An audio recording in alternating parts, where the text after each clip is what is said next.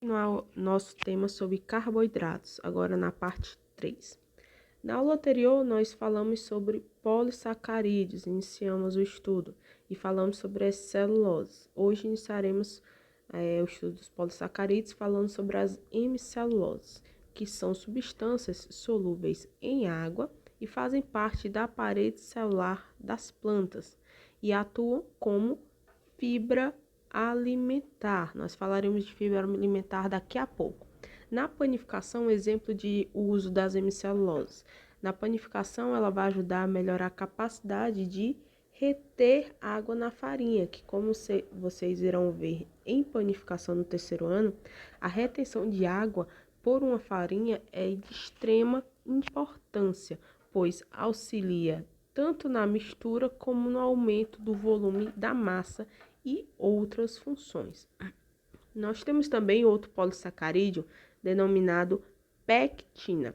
A pectina, ela não é digerível, tá, pelo nosso corpo e ela está presente principalmente nas cascas de frutas e é utilizado em geleias para proporcionar aquela consistência de gel. Nas geleias também para a firmeza dos tomates enlatados e pepinos, assim como em doces dietéticos, e também pode ser utilizado como estabilizante de bebidas e sorvete. O que é um estabilizante? É uma substância, como o nome já diz, que vai proporcionar estabilidade. E o que é estabilidade? É a capacidade de manter a estrutura do alimento sem que ela se modifique. Ou seja, sem que ela aconteça o que acontece, por exemplo, quando nós fazemos um suco de caju em casa, caseiro, se a gente deixar a garrafa do suco paradinha durante o tempo, a gente vai ver a separação. Parte da polpa vai para o fundo e a parte mais aquosa fica na parte superior. Isso não acontece no suco industrializado, tá? E uma das substâncias que auxiliam a evitar isso é o uso de estabilizantes. Bom, sobre fibras. As fibras são substâncias que não são digeríveis pelo corpo, então são polissacarídeos que nós não conseguimos absorver, ou seja, a gente não consegue quebrar essas substâncias em tamanho tão pequeno o suficiente para os nossos intestinos conseguirem absorver e ir para a corrente sanguínea para ser distribuídos nas células, como é possível com os açúcares, como é possível com as proteínas, como é possível com o amido, certo? Então, nós temos uma divisão entre as fibras dietéticas, as que são solúveis e as que são insolúveis em água. As que são solúveis, elas vão fermentar no nosso cólon e assim vai produzir produtos de tamanhos menores e que podem ser metabolizados parcialmente e ajudam a reduzir o colesterol e o controle da glicose. Já as insolúveis, elas não fermentam no colo e ajudam basicamente na mobilidade do bolo fecal. Exemplos de fibra dietética, nós temos as gomas, que veremos à frente, as pectinas, que já falamos, e alguns polissacarídeos de reserva energética e algumas substâncias classificadas no grupo das hemiceluloses. Enquanto na fibra dietética insolúveis, nós temos as celuloses, os componentes denominados de lignina e algumas das hemiceluloses. Sobre as gomas que acabamos de citar, as gomas são também polissacarídeos solúveis em água e são extraídos tanto de vegetais terrestres como marinho e também de origem microbiana. Eles participam principalmente como espessantes que podem ter a característica de formar um gel ou não. O que é um espessante? Um espessante é uma substância que ela proporciona viscosidade, ela torna o alimento mais espesso. Popularmente, como a gente fala, ele se torna mais grosso, digamos assim. São exemplos de substâncias que têm essa característica de ser espessante de origem de carboidrato, nós temos a goma guar, goma xantana, goma carragena, HH e alginato, são os mais conhecidos. Agora já vai ficar mais fácil você visualizar esses nomes estranhos na lista de ingredientes. Um bom treino. Alguns usos dessas gomas na indústria de alimentos, preste atenção nisso, tá? Elas aumentam e mantêm a viscosidade dos alimentos, estabiliza as emulsões e espumas. O que são emulsões? São substâncias, são produtos que têm dois líquidos que não se misturam, tá? Mas é adicionado uma terceira substância que faz essa ligação. No lugar de a gente ter água e óleo separado em duas fases, nós temos uma fase só, como acontece com a maionese, com a salsicha, entre outros produtos. Veremos mais detalhes na aula de lipídios. Espumas, por exemplo, aquela espuma formada pela clara em neve. Aquilo é um tipo de espuma. Então, essas duas são situações, são características que são muito instáveis. Então, elas precisam de outra substância que ajude a ela a estabilizar e não ficar separado em fases diferentes.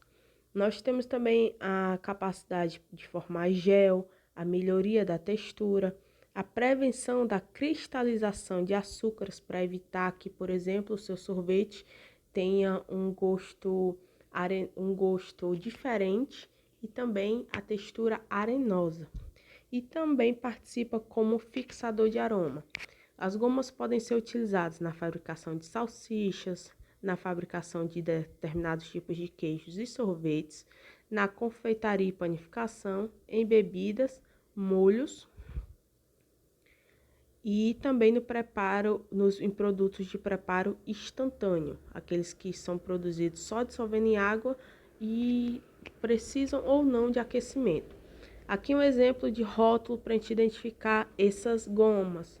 Nós temos algumas, vamos ver, isso é um iogurte grego, tá? Um iogurte grego com polpa, sabor de manga. E ela tem alguns espessantes aqui, ó. Espessantes, carboximetilcelulose, goma xantana e goma guar e maltodextrina. Todos são estabilizantes. Temos nesse outro exemplo, que é um produto de uma sopa em pó, temos outros estabilizantes. Temos goma guar, aqui nesse caso. Temos no terceiro exemplo, um empanado de frango. E há a possibilidade de você não encontrar o nome direto assim, ó, goma guar. Você pode acabar encontrando a numeração internacional desse aditivo, certo? Mas aqui a gente consegue identificar que o espessante utilizado é a goma guar. O amido. Bom, o amido, ele é uma substância classificada dentro dos grupos de polissacarídeo e é o principal carboidrato de reserva de tecidos vegetais, como vimos desde a primeira aula de carboidrato. E ele também tem várias funções nos alimentos, desde ligante, estabilizante, anti-envelhecimento de pão, geleficante, umectante. Deixa eu agitar aqui que ficou feio. Umectante, opa, piorou. Umectante, texturizante e espessante. Os amidos mais utilizados são o amido do milho, amido do trigo, do arroz e da batata. Observem que o amido, o grupo dos amidos não só é apenas um tipo, são substâncias que eles produzem soluções de baixa viscosidade, ou seja, são bem líquidos. Exemplo, quando a gente pega amido de milho em casa e dissolve em água, ele além de ser difícil de dissolver, ele não fica viscoso, tá? Então, ele tem baixa viscosidade em água fria. Porém, quando você aquece essa mistura de amido com água, ele vai produzir uma solução mais viscosa, principalmente após resfriar. O amido, ele se encontra em formato de grânulos. Então, são grânulos de tamanhos diferentes que contêm várias moléculas de amido dentro. Sendo que a molécula de amido ela é formada por duas outras moléculas, uma denominada amilopectina e a outra denominada amilose. Tá? A amilose é uma substância linear, ó, as bolinhas, cada uma dessas daqui é uma glicose. Aquele monossacarídeo lá do início, pronto, isso daqui é cada bolinha dessa é uma glicose. Então, quando elas estão ligadas de forma linear, é a amilose. Quando elas estão ligadas e ó, um desvio que nós chamamos de ramificação, ela é para ser retinha, mas houve um desvio, essa é uma estrutura chamada de amilopectina. E é a união da amilopectina com a amilose que nós temos o amido. Aqui, a mesmo desenho, no lugar daquela bolinha, nós temos a estrutura de uma glicose, tá? Não precisa decorar, porque vocês vão encontrar esta imagem aqui na maioria dos livros que vocês vão encontrar. Ó, uma glicose, uma glicose, uma glicose e uma ramificou. Então, esse daqui é uma amilopectina e esse é uma amilose, porque só tem glicoses ligadas linearmente. Em resumo, o grânulo de amido ele é formado por dois polissacarídeos, a amilose, que é linear, e a amilopectina, que é ramificada. E a amilopectina representa aproximadamente 75% de todo o peso de uma molécula de amido. E durante a cocção, ou seja, o processo de aquecimento, a amilopectina absorve muita água e incha os grânulos de amido. E é nesse inchamento do grânulo de amido que nós pulamos para o nosso próximo assunto, que é a gelatinização do amido, a capacidade de formar gel. Bom, a umidade natural do amido, naturalmente, ele tem de 12 a 14% de umidade, ou seja, de água.